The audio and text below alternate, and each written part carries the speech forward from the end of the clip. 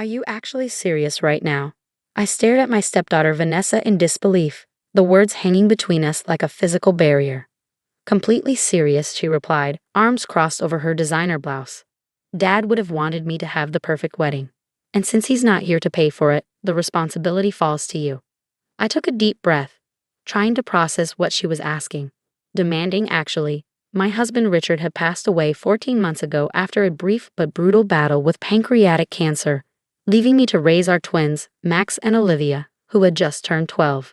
And now his 26-year-old daughter from his first marriage wanted me to sell our family home to fund her extravagant wedding to a man she'd been dating for less than a year.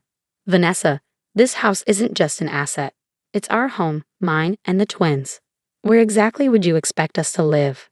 I asked, struggling to keep my voice level. She shrugged, inspecting her manicured nails. You could rent somewhere smaller. The twins could share a room. It's temporary until you figure things out. That conversation happened 8 months ago, the first of many confrontations that led me to where I am today, standing at the back of an ostentatious church, watching my stepdaughter's wedding unfold with a document in my hand that would change everything. Richard and I had been married for 14 years. I met him when I was 30 after his first marriage to Vanessa's mother had ended in a bitter divorce. Vanessa was 12 then, the same age my twins are now, and I'd done everything I could to be a supportive stepmother despite her resistance. She just needs time, Richard would say whenever I came home crying after another one of Vanessa's cruel rejections. The divorce was hard on her. I gave her time, years of it. I attended every school event, helped with college applications, celebrated her achievements, and tried to include her in our family life after the twins were born. But Vanessa remained cold, treating me like a temporary inconvenience in her father's life rather than his wife and the mother of her half-siblings. When Richard was diagnosed, everything happened so quickly. Within 3 months he was gone, and I was left grieving while trying to help 2 confused and heartbroken children process the loss of their father. Vanessa, who had moved across the country for work years ago, flew in for the funeral and left the next day. I can't bear to be in that house without him, she'd said, not bothering to help with any arrangements or spend time with her half-siblings, who were desperate for connections to their dad. I didn't hear from her again until she called announcing her engagement to Bradley, the son of a prominent local business family she'd reconnected with at the funeral. The same call where she mentioned how perfect our spacious home would be for wedding photos. When I refused to sell our house, explaining that it would uproot the twins during an already difficult time, Vanessa exploded. This is so typical. You've always put those kids ahead of me, she shouted through the phone. Dad left that house to all of us, not just you and your precious twins. This wasn't technically true.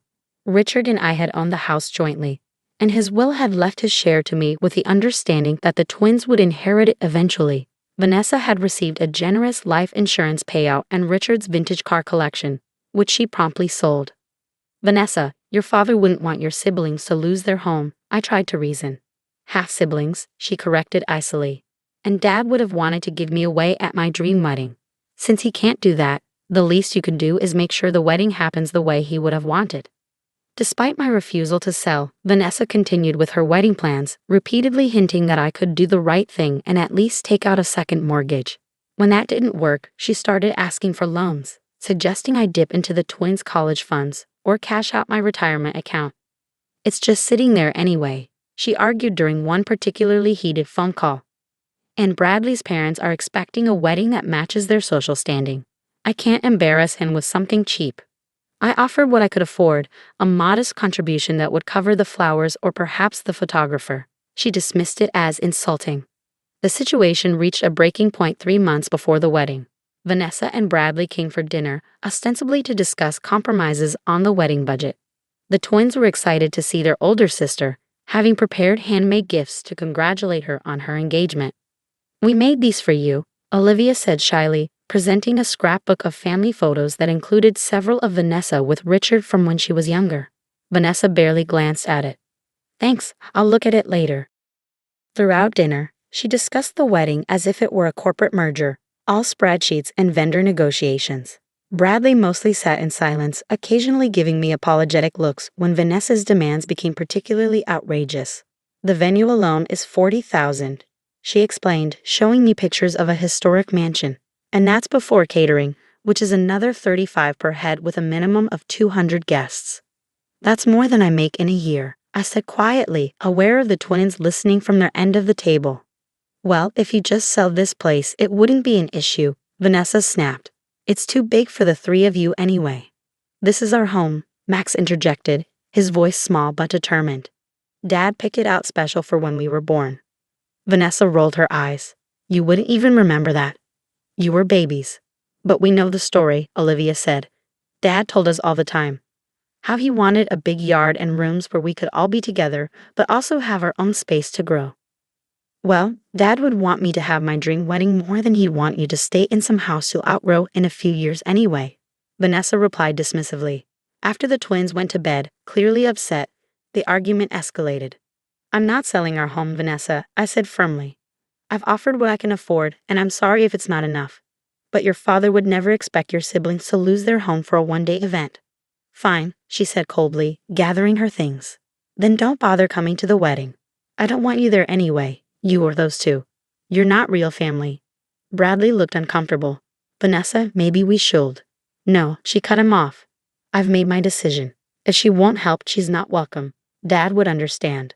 With that, she stormed out, leaving Bradley to apologize awkwardly before following her.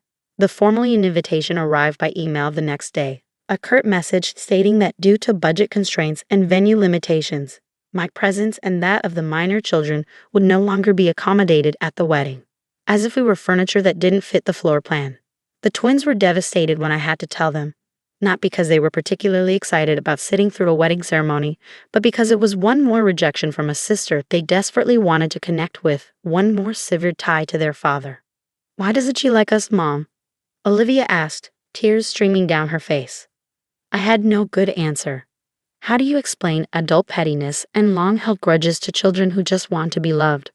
What happened next wasn't planned, at least not initially. 2 weeks after our invitation, I received a call from my neighbor Eleanor, a retired attorney who had been a close friend of Richard's and had helped us with various legal matters over the years.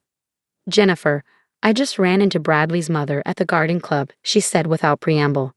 She was going on about how generous you are for selling your home to give Vanessa her dream wedding. Said it was the most selfless gesture she ever heard of from a stepmother. My blood ran cold. I'm not selling our house, Eleanor, Vanessa asked, demanded. Actually, but I refused. There was a long pause. Well, that's not what she's telling Bradley's family. She told them you're closing on the sale next week, and the proceeds are her wedding gift. Bradley's mother is singing your praises all over town. After I hung up, I sat in stunned silence, trying to make sense of Vanessa's lie. Was she hoping to pressure me by creating this false narrative? Or was there something more sinister at work? On a hunch, I called our family attorney, who confirmed my fears. Vanessa had been making inquiries about the house's title and Richard's will, specifically looking for loopholes that might give her a claim to force a sale. She doesn't have legal standing, he assured me. The house is yours, but the fact that she's looking into this is concerning. That evening, after putting the twins to bed, I sat in Richard's old office, surrounded by the remnants of his life, books he'd loved, photos of our family, the worn leather chair where he'd read bedtime stories to the twins. And I made a decision. The next day, I contacted Eleanor and asked for her legal expertise on a rather unusual plan. Over the following weeks, as Vanessa's wedding approached, I executed my strategy quietly and methodically. I received no further communication from her, except a formal wedding invitation sent to Mrs. Jennifer Carson and family 3 weeks before the event. Clearly a gesture meant for Bradley's family to see rather than a genuine inclusion.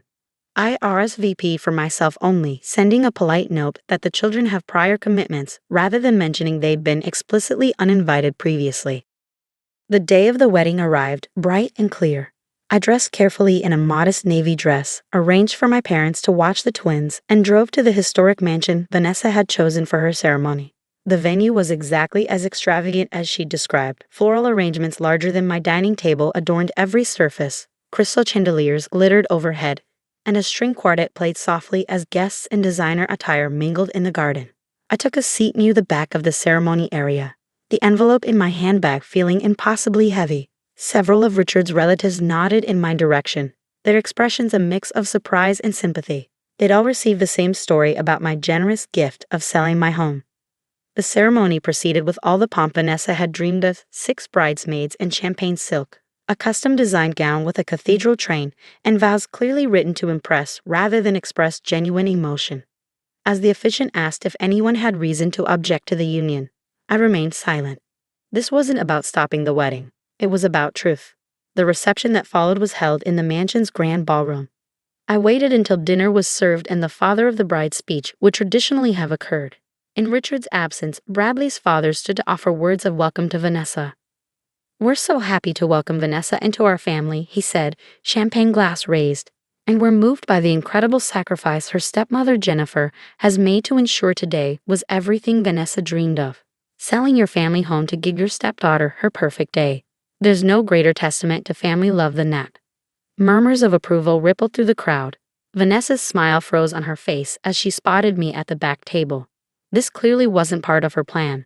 She'd assumed I'd be seated far from the main party, not witnessing this public acknowledgement of a lie. When Bradley's father finished, the event coordinator announced it was time for toasts from other family members. Before anyone else could stand, I rose from my seat, envelope in hand. "I'd like to say a few words," I said, my voice carrying across the suddenly quiet room. Vanessa's eyes widened in panic as I made my way to the front of the room. Bradley looked confused, glancing between his new wife and me. "For those who don't know me, I'm Jennifer Carson, Richard's widow and Vanessa's stepmother," I began, my voice steadier than I felt. "First, I want to congratulate Vanessa and Bradley on their marriage and wish them every happiness." I paused, making eye contact with Bradley's parents, who were beaming at me with approval. "I've heard there's been some confusion about a wedding gift from me," I continued. "Specifically, about the sale of our family home." Vanessa half rose from her seat, but Bradley placed a restraining hand on her arm, his expression darkening as he began to understand the implications. "I want to clarify that I have not sold my home to pay for today's celebration," I said clearly. "That home is where my children, Vanessa's half-siblings, and I still live. It's the home Richard and I built together, where we raised our family, and where his memory lives on in every room." The room had gone completely silent. Bradley's mother's smile had faded to confusion. "However," I continued, opening the envelope I'd brought, "I did make a decision about property recently. Richard owned a vacation cabin in the mountains that was separate from our primary residence. He and I spent our honeymoon there, and we took the twins there every summer. It was his special place." I withdrew the document from the envelope. "I've decided that this property should benefit all of Richard's children. So while I haven't sold our family home, I have transferred ownership of the cabin to a trust." Vanessa's expression shifted from panic to calculation, clearly assuming the trust would benefit her financially. "This trust," I continued, "will maintain the property as a retreat for families dealing with childhood grief and loss. It will be named for Richard and operated by the Children's Bereavement Center that helped Max and Olivia after their father's death." I held up the trust document for everyone to see. "The property belongs to someone else now, to children who need a safe place to heal, just as Richard would have wanted. I've made this donation in honor of today's marriage as my gift to the couple." The implications were clear. There would be no windfall for Vanessa, no property she could leverage or sell. Instead, her father's beloved cabin would help children like the half-siblings she rejected. Bradley's parents were the first to react, rising to their feet with genuine applause. Others joined, perhaps not fully understanding the subtext but appreciating the charitable gesture. Bradley himself looked relieved, as if a weight had been lifted. Vanessa sat rigid in her chair, a brutal smile fixed on her face as she realized her lies had been exposed in the gentlest, most public way possible. After returning to my seat, I stayed only long enough to finish my meal and accept genuine thanks from Bradley's parents, who seemed oblivious to the tension between Vanessa and me. As I prepared to leave, Bradley approached alone. "Thank you," he said quietly. "For what?" I asked, surprised. "For not saying everything you could have."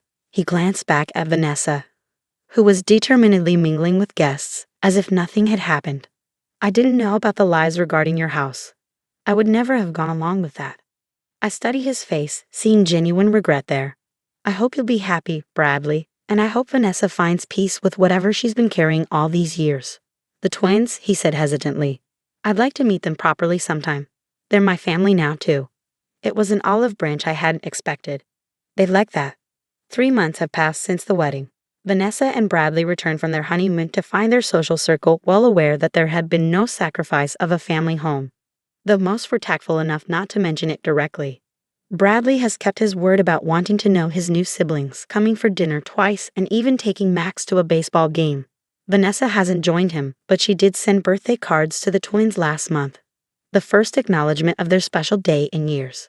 The cabin has been renovated to accommodate small groups of children and their families, with a first grief retreat scheduled for next month. The twins have helped with the preparations, picking out games and books they think other kids might find comforting. Do you think Dad would be happy about what we did with the cabin? Olivia asked me recently as we sorted through old photos for the retreat center's walls. I showed her a picture of Richard at the cabin, arms spread wide as if embracing the mountains behind him, his face alight with joy. I think he would love knowing his special place is helping children heal, I told her honestly. Your dad believed homes weren't just buildings. They were places where people could feel safe, loved, and remembered. Even Vanessa? Max asked, surprising me with his insight. Even Vanessa, I agreed, maybe especially Vanessa. Last week, an envelope arrived in the mail, a check from Vanessa with a brief note, for the cabin trust. Not all dreams need to cost a fortune. It wasn't an apology, not exactly. But as I deposited the check into the trust account, I recognized it for what it was, a small step across the chasm that had separated our family for so long. Richard would have understood.